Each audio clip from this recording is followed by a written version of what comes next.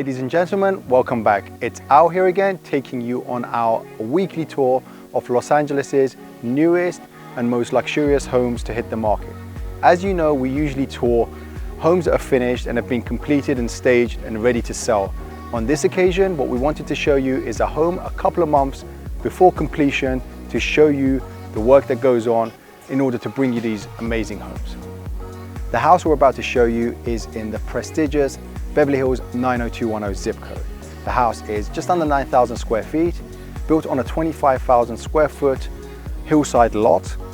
It has 6 bedrooms and 9 bathrooms, and the pre-completion price is $16,750,000, which is $1 million lower than the listing price that will go onto the market for in a few months.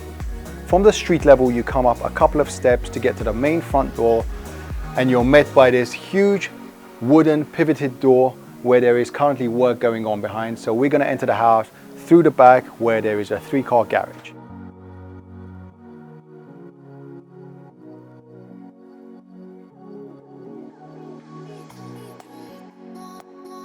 Coming in from the lower level and the 3-car garage, you walk this way to have your wellness center to the right hand side here, which you could use as a gym, and you have a dry sauna straight in front of you.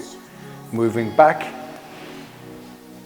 onto the space that we came in from, you have your TV area, your wet bar, an open area, and it will be interesting to come back in a few months and see how this has been laid out, but I would imagine it's a lounge and maybe a games room.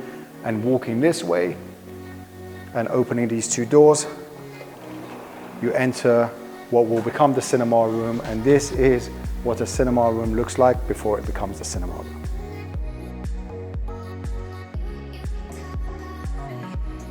As with so many of these construction projects, the very end is a rush to get it completed, and there are layers and layers of different trades working on top of each other in order to get the project complete. Here to the left hand side, what you'll see is the front door and the stand that's in the way where the light fixtures are being assembled. To the right hand side of that, you have the office. The first thing you notice as you get to this level is these huge stackable floor to ceiling glass doors that start revealing the outdoor area, the view into the hills and the pool, but more on that later. Straight in front of us here, we have the black Taurus leather granite that connects the family room to the living room. And underneath you have the 2-sided fireplace, which further connects the family and living area. What I love about this wall is both the color, the pattern and the texture.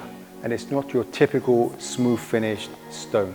On the other side of the living area is the family area, which also smoothly connects onto the kitchen. And as you can see, you have these jewel islands, and the final finishes are being put together for this kitchen. Towards the end of the project is when many of the professionals have to come together and work in a particular sequence to get the job completed. Here in the kitchen is the perfect example where the guys that fit the countertops, appliances, cabinets, faucets, electrics, all of these guys have to work, come in and out, and help each other in order to complete the job. One of the things that I wanted to point out is this dark colored outlet that matches beautifully with this dark stone. Many times you go into homes and you see white outlets that don't match the background. So this is beautifully done. To the left hand side and right hand side you have sinks. So you have dual sinks, and you also have this lighter countertop with a darker one on this side, creating a beautiful contrast. Here to the left hand side of the wall you have these floating shelves, and below you can see the continuation of these dark outlets. One of the things I love with these luxury homes is when things are done differently, and here to the left, what seems like ordinary cabinets is transformed into a fridge and freezer with one push.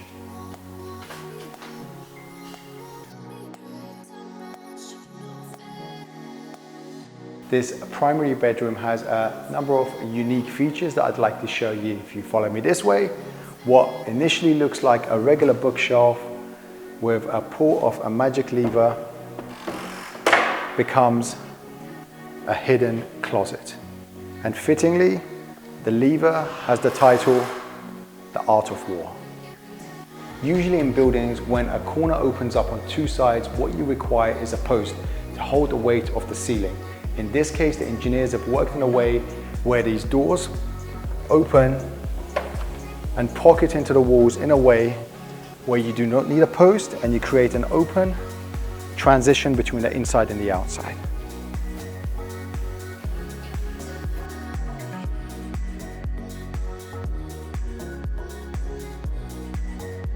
As we come out of the main bedroom, we are now in this lounge area that connects you onto the main bathroom and further on to the walk-in closet, which we're going to get to in a second. But before we get there, here we have again more pocket doors, ground to ceiling height. And for those who don't know what the term pocket doors mean, it means that these doors open up and they stack together and they push all the way into this space that's been created for them, thus the term pocket doors. Often what you don't see with the final finishes is what goes on behind them. And in this case, you have this material that's laid onto the wall. And the purpose of this is to create a backing where the wooden panels will stick on and glue on properly. Sometimes some of the final design features are left towards the end of the project. In this case, we can show you where it looks like they're trying to decide between the back wall being white or black. White to create a contrast and black for it to blend in seamlessly with this finished worktop.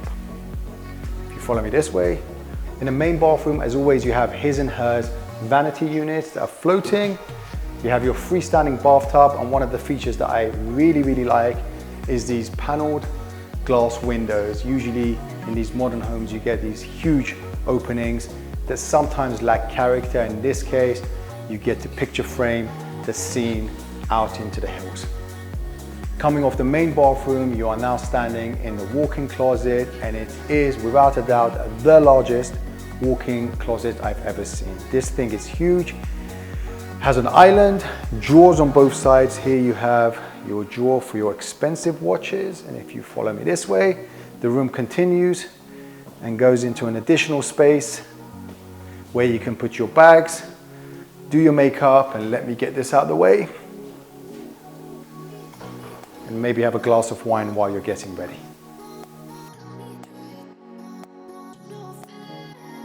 If you remember earlier, we were trying to get in from the main front door of the house, but we couldn't because they were working inside, and what they were working on was that they were standing on a platform connecting this stunning light that goes all the way from the ceiling, floating all the way down just above the front pivot door. On the other side of the main bedroom on this floor are the remaining bedrooms. Here's the first one. If you follow me this way, you have some closet space here in the corridor. Follow me along. Another bedroom. And the final bedroom on this floor. These two bedrooms have a balcony space that connects them, and all of the bedrooms on this floor have their own suite. Going from the upper floor straight up the staircase leads you to the roof deck. Coming up onto the roof deck, you'll notice this feature. The reason why this is here is that the tiles are laid on top of this level. It's a permeable level with these plastic fittings underneath that adjust to go up and down to level the floor and allows the water to pour down and be taken away. To look at this detail more closely, here is the piece that would sit on the floor. The top half adjusts, goes up and down to create a level, and this would sit on top of that, and the tiles would then sit on top of this, with the gap between the tiles not grouted to allow the water to penetrate through. Here on the top of the roof deck, you can see the final pieces coming together. Here you see some more design choices and the final decisions that have to be made in terms of the tiles and the sizes that are going to go. Follow me this way. You will see the fire pit, and to the other side you'll notice the outdoor kitchen. One of the best things about being up here in the hills is the views that you get, and from here you can see out into the city and beyond into the ocean. Standing here in one of the bathrooms, you can see the final bits of work coming together to create this fabricated floating vanity unit. And here is a unique feature.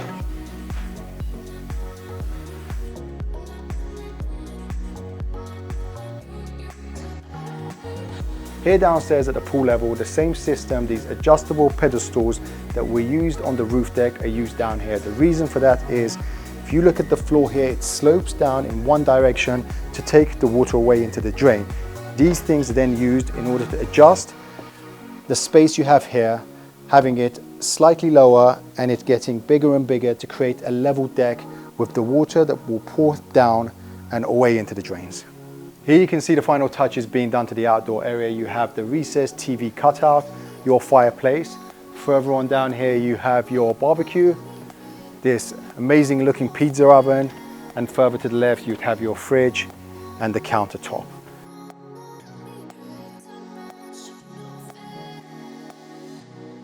And if you follow me this way, you can see the infinity edge pool, the Baja ledge and the spa. This is yet to be completed, and there'll be tiles that will be laid along the pool.